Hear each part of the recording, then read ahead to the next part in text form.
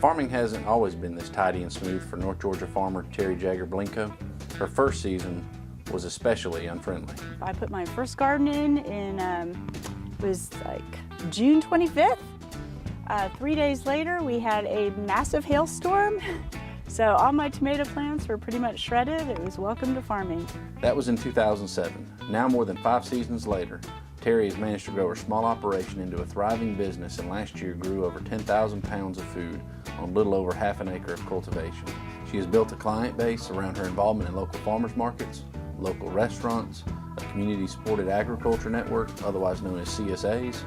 And as part of the CSA subscriptions, 30 families get their own produce baskets during the 24 to 28 weeks long season. The food that I grow, it's super fresh. It's harvested that day or the day before, and it does not keep. I do not have a walk-in cooler, and so when I grow it and I harvest it, it's got to find a home. But even though the risk of wasting food was minimized, Terri still lacked a reliable irrigation system to keep her operation flowing. And she was watering using the 300-gallon totes, and it served a purpose to her, but it was still very ineffective. District Conservationist Doug Towery works in the local USDA Natural Resources Conservation Service office in Terry's area.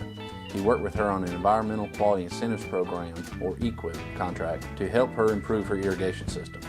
They decided to use an environmentally and cost-efficient option called rainwater harvesting. We get 70 plus inches of rain a year.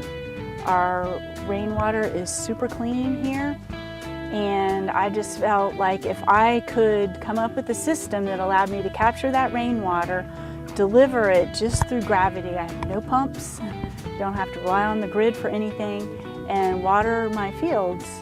That just made a lot of sense to me. The system uses 4 1,500-gallon specially poured concrete septic tanks that can store up to 6,000 gallons of water collected from the roof of an old chicken house on the farm. That water is gravity fed to Terry's fields through a 14-foot drop in elevation and is delivered to the crops through a drip irrigation system. The EQIP contract also included cover crops to help restore organic matter in the soil. And it just felt really good about having, again, that low environmental impact. As an NRCS conservation partner, Terri plans to continue sharing her story with other new farmers and do her best to be a good steward of the land.